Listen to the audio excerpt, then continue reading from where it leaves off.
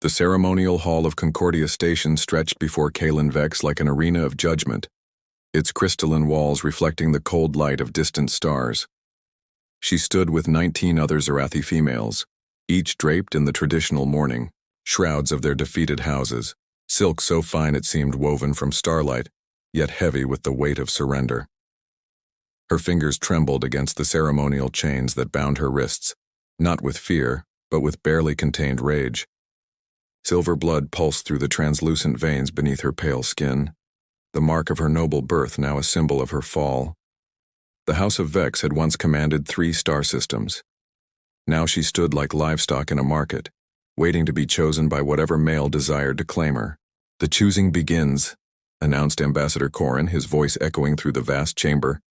Representatives from a dozen species filled the viewing galleries, their alien eyes fixed on the spectacle below. This was diplomacy at its most brutal, the systematic humiliation of the conquered to ensure lasting peace. Kalen's jaw clenched as the first selector approached. Lord Varric of House Zenth, a Zarathi noble whose estates had grown fat on the spoils of war. His cold eyes appraised her like a breeder examining a broodmare. She had expected this. Varric's house had been allies with her family's enemies, and claiming her would be both politically advantageous and personally satisfying.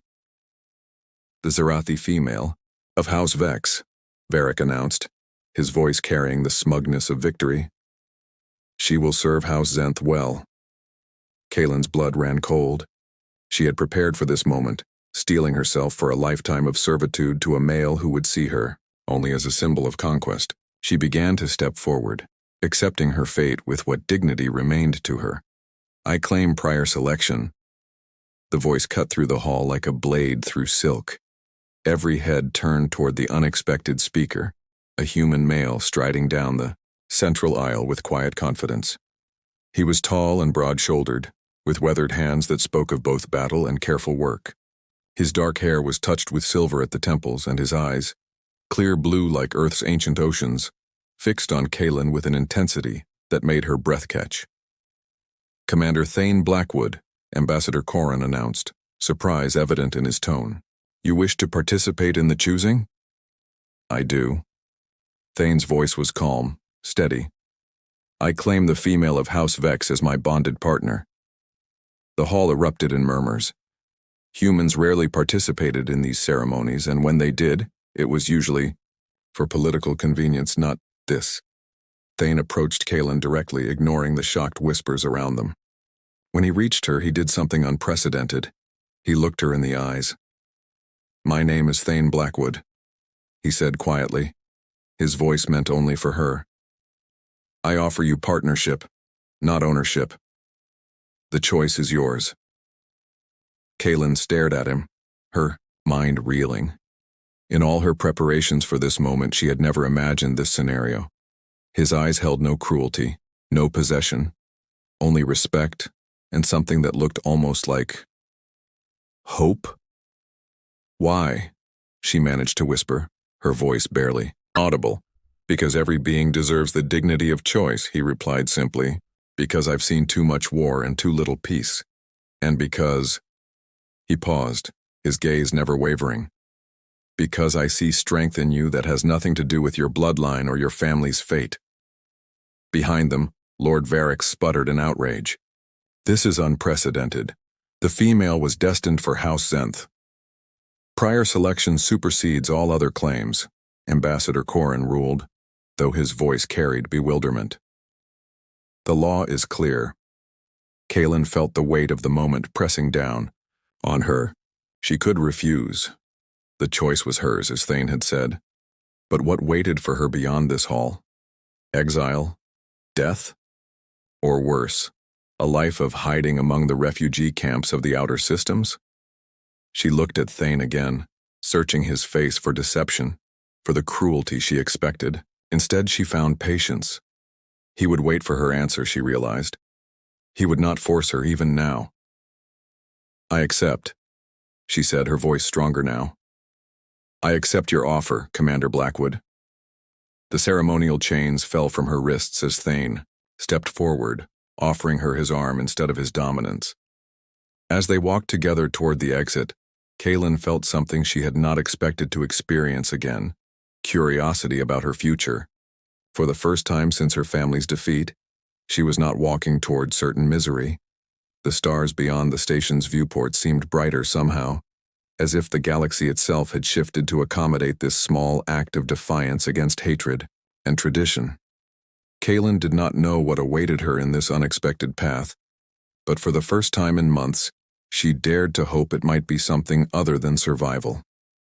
Behind them, the ceremony continued, but their part in it was done. They had chosen each other, and that choice would reshape more than just their own destinies. The diplomatic vessel Meridian hummed through hyperspace with a rhythm that reminded Kaylin uncomfortably of a heartbeat. She sat rigidly in the passenger quarters Thane had assigned her, spacious, private, and nothing like the cell she had expected. The human had been considerate to a fault, but 3 days into their journey she still waited for the mask to slip, for his true nature to emerge. Zerathi males were predictable in their cruelty. Human males were an unknown quantity, which somehow made them more frightening. A soft chime announced someone at her door. Kaylin straightened, smoothing her travel robes, simple gray fabric that marked her as neither noble nor servant, existing in some uncomfortable middle ground. "Enter," she called, her voice carefully neutral. Thane stepped inside carrying a tray, his movements careful and unthreatening. He wore civilian clothes rather than his military uniform, which she was beginning to realize was deliberate, an attempt to appear less intimidating. "I thought you might be hungry," he said, setting the tray on the small table near her window.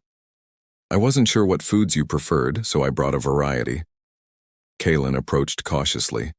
The tray held an assortment of dishes from different worlds. Some she recognized, others completely foreign. The gesture was thoughtful, confusing. "You don't need to serve me," she said stiffly. "I understand my position." Something flickered across Thane's face, disappointment, frustration. "What position is that?" "I am your property now. Acquired through legal channels, but property nonetheless." The words tasted bitter, but they were honest. "You may do with me as you wish."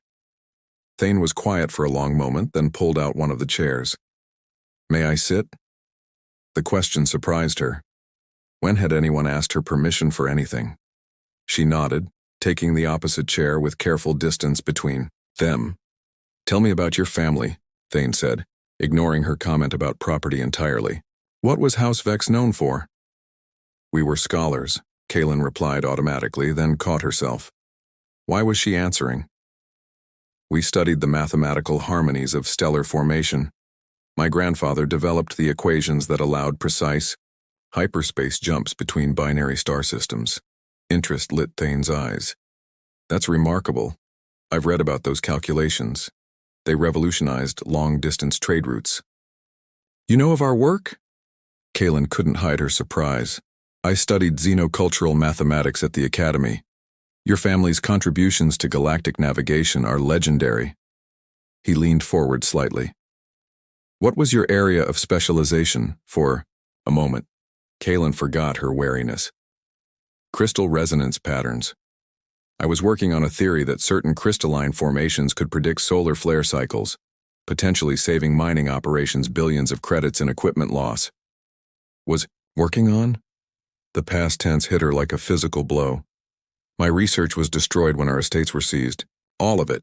Generations of work gone." Thane's expression grew thoughtful. What if it wasn't gone? What if someone had preserved it? Before Kaylin could ask what he meant, the ship's intercom crackled to life. "Commander Blackwood to the bridge. Priority message from Earth Command." Thane rose with obvious reluctance. "We'll continue this conversation later. Please eat something. You're too thin." After he left, Kaylin stared at the food without appetite. His kindness felt like a trap, but she couldn't identify the snare.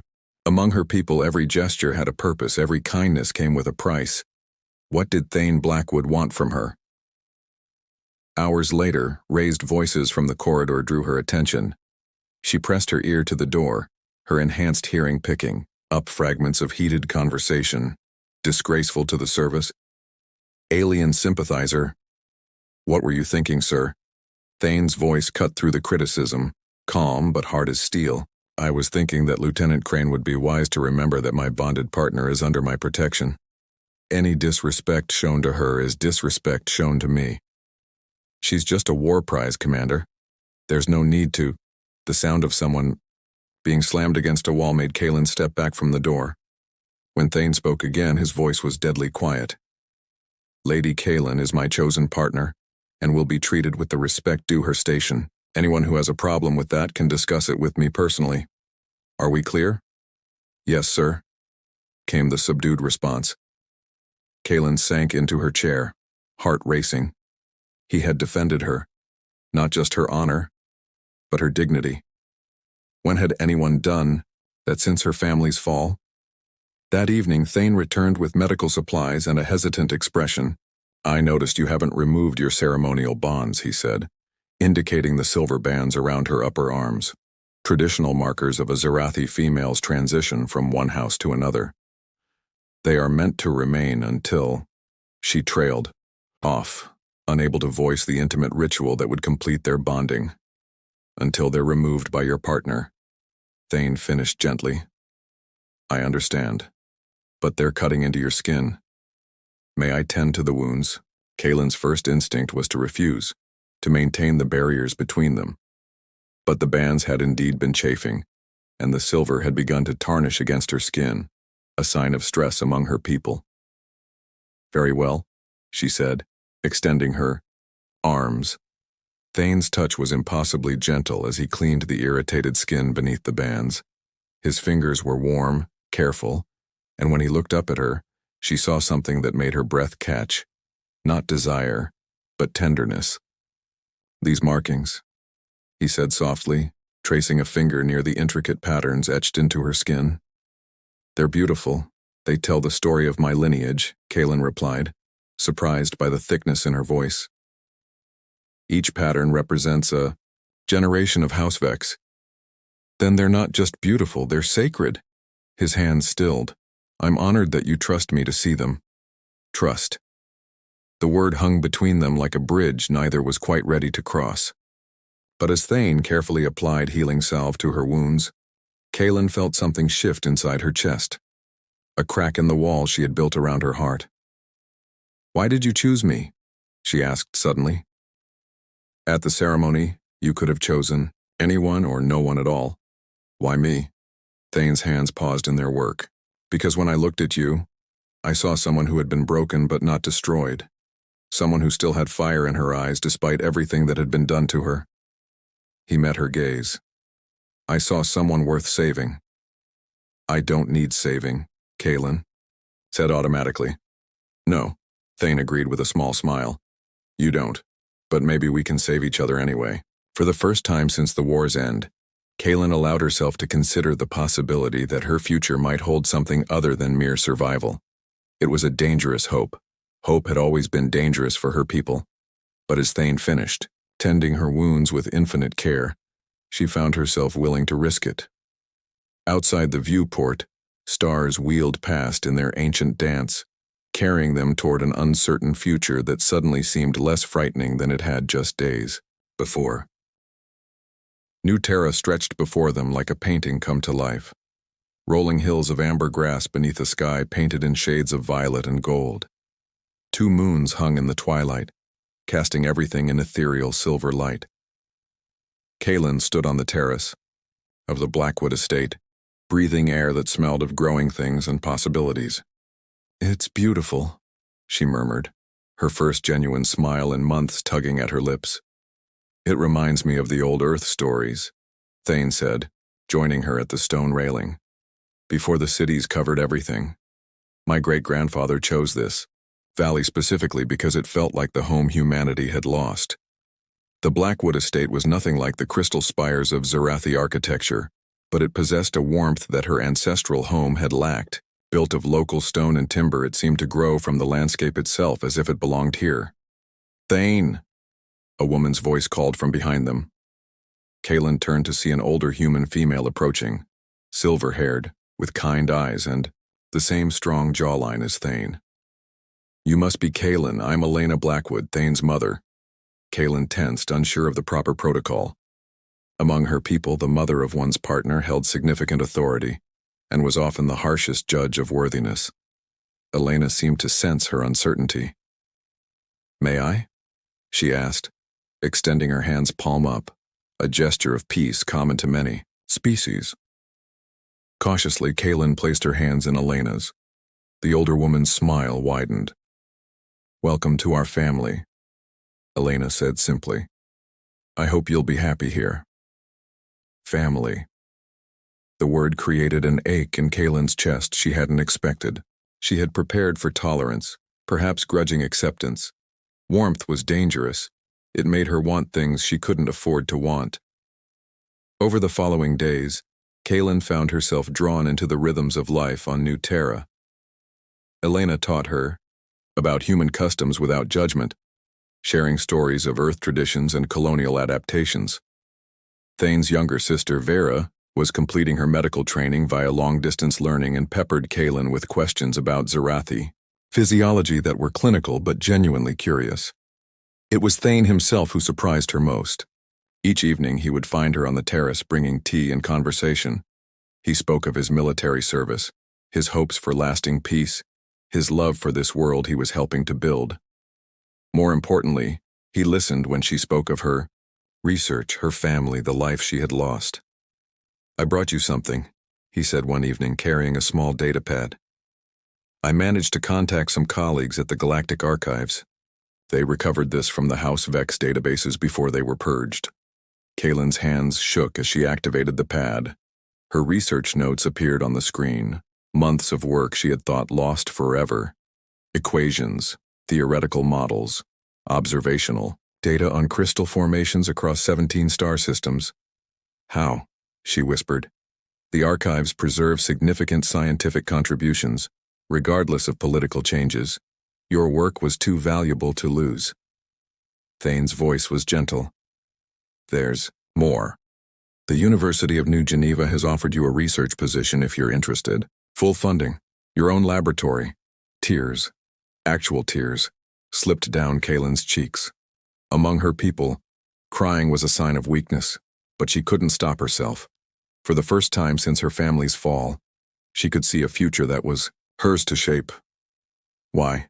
she asked, the question that had haunted her since their first meeting. "Why do all this for me?"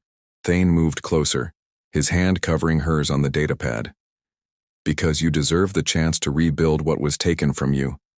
Because your mind is brilliant and shouldn't be wasted. Because—" He paused, his blue eyes searching her face. "Because somewhere along the way your happiness became important to me." The space between them seemed to shrink. Kaelin could feel the warmth radiating from his body, could see the flecks of gold in his eyes. Her silver blood pulsed visibly beneath her skin, a reaction her people experienced during moments of intense emotion. "Kaelin," Thane said softly, "may I kiss you?" The question hung in the air between them. She could refuse. He would respect that, she knew. But looking at him now, she realized she didn't want to refuse. For the first time in her adult life, she wanted to be touched not out of duty or dominance, but out of desire. "Yes," she whispered. Thane's lips were warm and gentle against hers, nothing like the brutal claiming she had expected from her people's traditions. This was a question rather than a demand, an offering rather than a taking. When they parted, Kaelin felt something fundamental shift inside her chest. "I don't know how to do this," she admitted, her voice barely audible. "Among my people, bonding is about bloodlines and politics. I don't know how to simply feel. Then we'll learn together," Thane replied, his thumb tracing the curve of her cheek. "No politics, no expectations. Just us." That night, Kaelin lay awake in her room, staring at the twin moons through her window. Everything she had believed about her future was crumbling, replaced by something fragile and terrifying and wonderful. For the first time since childhood, she wasn't afraid of tomorrow. The following evening brought an unexpected test of the fragile trust growing between them. Kaylin had been working in the estate's library, translating some of her research notes when shouting erupted from the main hall. She arrived to find two Zarathi males in formal diplomatic robes confronting Thane and his family. Lord Kaylin, of House Vex, the taller one announced, using her full formal title. I am Ambassador Dareth of House Corvain. By order of the Zarathi High Council, you are commanded to return to your people. Kaylin's blood chilled. She had expected this, but hoped they would have more time. Lady Kaylin is under my protection, Thane said, his voice dangerously quiet. She chose to bond with me according to Galactic law. A choice made under duress, the second ambassador replied. The council has voted. The union is deemed invalid, a corruption of bloodlines that threatens our racial purity. Racial purity? Elena's voice cracked like a whip. How dare you come into my home and spout such bigotry? Kaylin stepped forward, her spine straight and her voice steady despite the fear coursing through her. I am no longer bound by the High Council's authority. I made my choice freely. You made a mistake, Ambassador Dareth corrected coldly. One that will be corrected. You have until dawn to gather your belongings. After the ambassadors left, the family gathered in Thane's study. The warmth of recent days seemed fragile now, threatened by the weight of galactic politics. What will you do? Vera asked quietly. Kaylin looked around the room at these people who had welcomed her, who had given her back pieces of herself she thought lost forever. Her research pad lay on Thane's desk. The future he had helped her reclaim. The choice should have been simple. Return to her people and accept whatever fate awaited her, or stay and face the consequences. But as her eyes met Thane's, she realized the choice had already been made. Somewhere between his gentle care of her wounds and his gift of her research, between Elena's motherly warmth and his sister's curiosity, between stolen kisses under alien stars and quiet conversations about dreams deferred, she had found something worth fighting for. I stay, she said simply. Whatever comes, I stay. Thane's smile was worth every risk she was taking. The emergency session of the Galactic Council convened on Concordia Station 3 weeks after the Zarathi ultimatum. Kaylin stood beside Thane in the diplomatic gallery, her ceremonial robes, now bearing the combined colors of House Vex and House Blackwood, a bold statement of defiance that had half the galaxy talking. The union between the Zarathi female and the human male threatens the carefully maintained balance of our post-war treaties, Ambassador Dareth was saying to the assembled representatives. We demand the immediate dissolution of this aberration. The lady chose her path according to established law, countered Admiral Morrison, the human representative. To overturn her choice now would set a dangerous precedent. Kaylin felt Thane's hand brush hers, a subtle gesture of support. They had spent the past weeks preparing for this moment, but the weight of galactic politics pressed down on them like a physical force. Moreover, Admiral Morrison continued, we must consider recent developments that change the nature of this discussion entirely. Murmurs rippled through the chamber. Beside her, Kaylin's hand instinctively moved to her abdomen where new life was growing. Impossible life that defied every scientific understanding of interspecies biology. The Lady Kaylin carries a child, Admiral Morrison announced. Genetic analysis confirms hybrid characteristics of both human and Zarathi origin. This pregnancy proves that our species are more compatible than previously believed. The chamber erupted. Representatives from dozens of worlds began shouting simultaneously, some in outrage, others in amazement. Through it all, Ambassador Dareth's face remained cold as vacuum. Impossible, he declared. Zarathi blood cannot mix with inferior species. The female has been contaminated somehow. Choose your next words carefully, Ambassador. Thane's voice cut through the chaos like a blade. He had remained silent until now, but the insult to Kaylin pushed him past diplomacy. You're speaking about my bonded partner and our child. Your claim of bonding is fraudulent, Dareth replied, his voice dripping disdain. The female was promised to House Zenth. Lord Varric still demands satisfaction. Then let Lord Varric face me. Thane said quietly. Single combat according to Zarathi law. Winner takes all. The chamber fell silent. Kaylin's blood froze. She had never told Thane about the combat laws of her people, yet somehow he had researched them. Thane, no, she whispered, but he was already stepping forward. I invoke the ancient right of Kethrin Moore, Thane announced. Trial by combat for the right to claim Lady Kaylin as bonded partner. Ambassador Dareth's eyes glittered with malicious satisfaction. Lord Varek accepts. The combat would take place at dawn, following ancient Zarathi traditions. That night, alone in their quarters, Kaylin paced like a caged predator, while Thane calmly maintained his weapons. You don't understand, she said for the 10th time. Varek has trained in combat since childhood. He's killed 12 opponents in formal duels. I've read his records, Thane replied, checking the balance of his sword. I also read the rules. The combat is to first blood, not death. First blood for a Zarathi means different things than for a human. Our blood is silver, harder to see. Varek could claim a fatal wound was merely first blood. Thane set down his weapon and pulled her into his arms. Do you trust me? With my life, she replied without hesitation. But then trust me now. His lips found hers in a kiss that was desperate and hungry, and full of all the words they might not have the chance to say.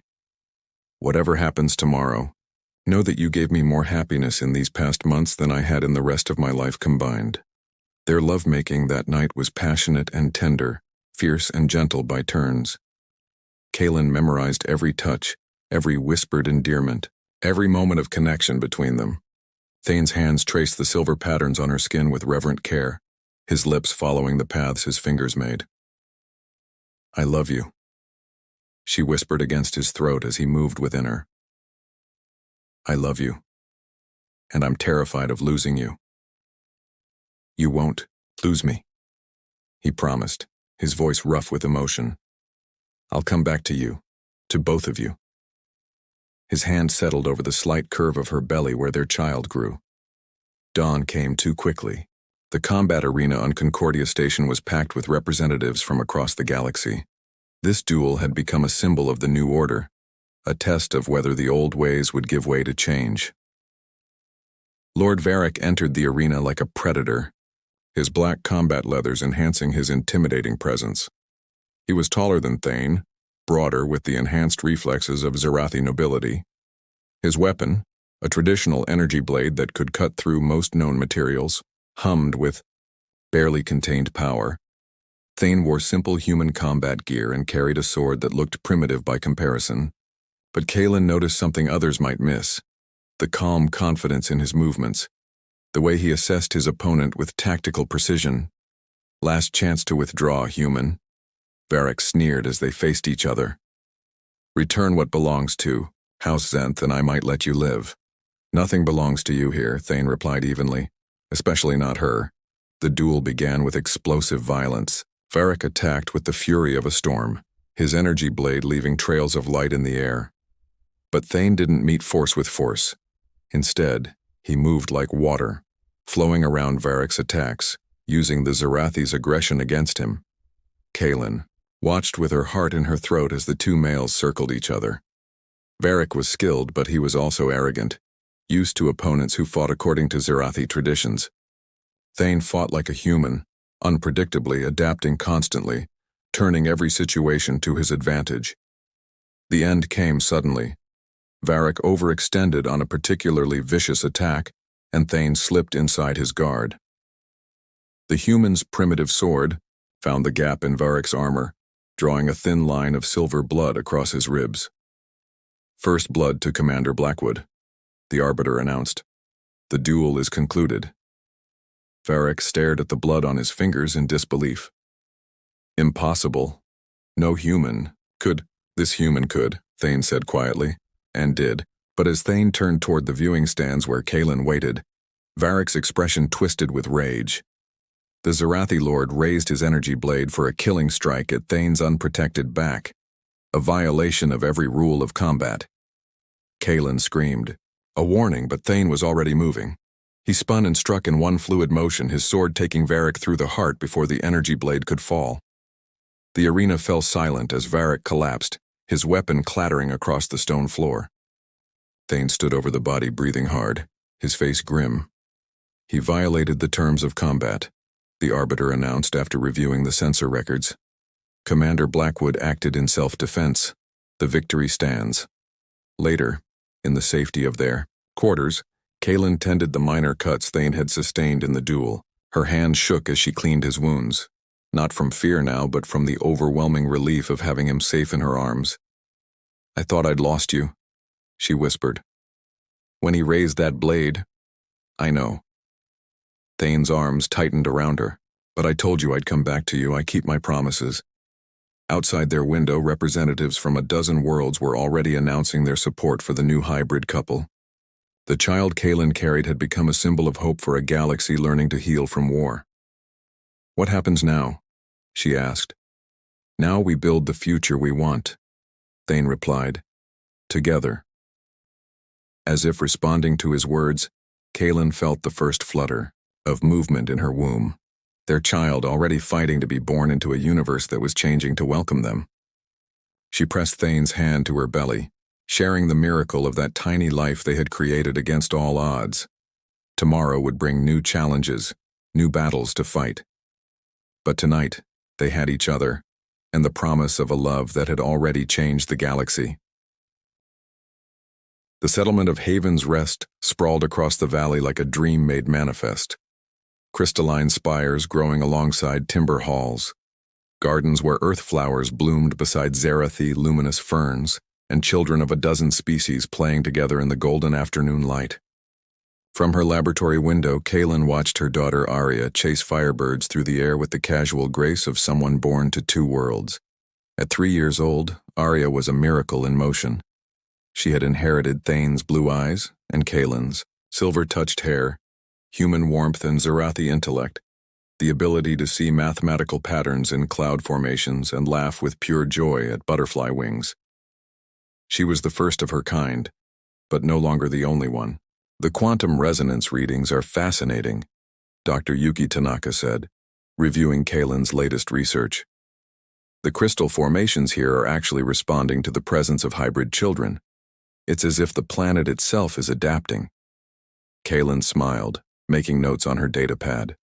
Her research had evolved far beyond stellar formation. Now she studied the intersection of consciousness and matter, the ways living beings could influence their environment through quantum fields. It was work that would have been impossible in her old life, but here in Haven's Rest, impossible things happen daily. "Mom!" Arya burst through the laboratory doors, her small face flushed with excitement. "Dad says the new families are arriving today. Can we go see?" "May we go see?" Kaylin corrected gently, but she was already removing her lab coat. The arrival of new interspecies families was always a celebration in Haven's Rest. They found Thane at the landing pad, directing the placement of temporary shelters. At 35, he had grown into his role as colony administrator with natural authority, but his face still lit up whenever he saw his wife and daughter approaching. "Perfect timing," he said, sweeping Arya into his arms. The transport from Kepler Station just docked. The new arrivals were a mix Kaylin had grown accustomed to: humans who had fallen in love with aliens, aliens who had chosen human partners, and the children who bridged both worlds. Today's group included a Centauri couple with their twin sons, a human woman and her Altarian husband, and something that made Kaylin's breath catch: a young Zerathi female holding the hand of a human male, their eyes filled with the same nervous hope she remembered from her own early days with Thane. "Welcome to Haven's Rest," Thane addressed the group. "I know this transition is difficult, leaving behind everything familiar, but you'll find that what we're building here is worth the sacrifice." After the official welcome, Kaylin approached the young Zerathi couple privately. The female couldn't be more than 25, her silver markings still bright with youth, her hand clutching her human partner's with desperate determination. "I'm Kaylin Blackwood," she introduced herself. "I was wondering, would you like to see what's possible here?" She led them through the colony, showing them the mixed architecture that honored both human and alien aesthetics. the schools where hybrid children learned alongside pure-blood youngsters of every species, the research facilities where brilliant minds worked together regardless of their planetary origin. "It's beautiful," the young Zarathi female whispered. "But is it safe? My family has disowned me, called me corrupted. Will we truly be accepted here?" "Look around you," Kaylin replied gently. "Everyone here has been where you are now. Everyone here understands what it means to choose love over convention, hope over fear." That evening, Haven's Rest celebrated as it always did when new families arrived, with a feast that combined culinary traditions from across the galaxy. Kaylin sat beside Thane at the long tables arranged under the stars, Arya asleep in her lap, and watched the newest arrivals begin to relax as they found themselves surrounded by acceptance rather than judgment. "Remember our first night on New Terra?" Thane murmured in her ear. "You were so suspicious of my mother's kindness." "I thought it had to be a trap," Kaylin admitted. "No one had shown me unconditional kindness since I was a child. And now?" She looked around at the celebrating crowd. Human children playing with Zarathi youngsters, Altarian elders sharing stories with Centauri philosophers, couples of every possible combination laughing together under alien constellations. "Now I understand that kindness multiplies when shared," she replied. "It becomes a force that can reshape worlds." Later, after Arya had been tucked into bed, Kaylin and Thane walked hand in hand through the quiet colony streets. Their footsteps echoed off the mixed architecture of their home, neither fully human nor Zarathi, but something entirely new. "The Galactic Council wants to establish 5 more settlements like this one," Thane said. "They're finally beginning to understand that diversity makes us stronger, not weaker. And they want you to oversee the expansion," Kaylin guessed. She had seen the official communications arriving, had watched her husband wrestle with the decision. "They want us to oversee it," Thane corrected. "Your research into consciousness-environment interaction is crucial to understanding why these mixed settlements thrive. We'd be partners in this, as we are in everything else." Kaylin stopped walking, turning to face him in the starlight. "Do you know what I see when I look at you?" "What?" "I see the man who chose me when I thought I was worthless, who gave me back my research, my dignity, my dreams, who fought for our right to love each other." She reached up to touch his face. "I see the father who sings Zarathi lullabies to our daughter and teaches her that being different makes her special, not strange." Thane caught her hand, pressing her palm against his cheek. "I see the woman who taught me that love isn't about possession. It's about partnership, who showed me that strength isn't about dominance. It's about standing together against everything that tries to tear you apart." Their kiss was soft in the starlight, full of the deep contentment that came from knowing they had found their place in the universe. Around them, Haven's Rest slept peacefully, a testament to the power of love to overcome hatred, of hope to triumph over fear. "So we'll do it?" Kaylin asked when they parted. "We'll help build more settlements like this one?" "Together," Thane confirmed. "We'll show the galaxy what's possible when people choose love over prejudice, when they're willing to build something new instead of clinging to something old."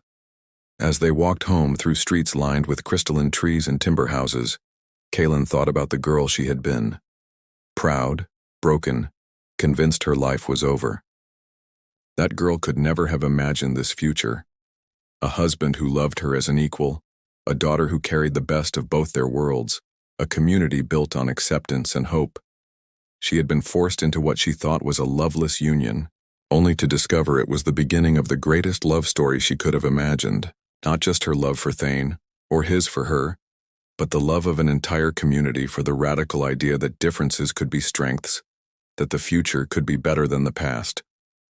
Behind them, a new day was beginning to dawn over Haven's Rest, painting the sky in shades of gold and silver, human colors and Zarathi colors, blending into something beautiful and entirely their own. The galaxy was changing, one heart at a time, one family at a time, one settlement at a time. And at the center of it all was the simple, revolutionary truth that Kaylin and Thane had discovered together. Love was the most powerful force in the universe, capable of bridging any divide, healing any wound, building any dream. Their story had begun with a choice made in defiance of tradition. It would continue with choices made in service of a better tomorrow, for their daughter, for their community, and for all the lovers across the galaxy who dared to believe that different worlds could still share the same heart.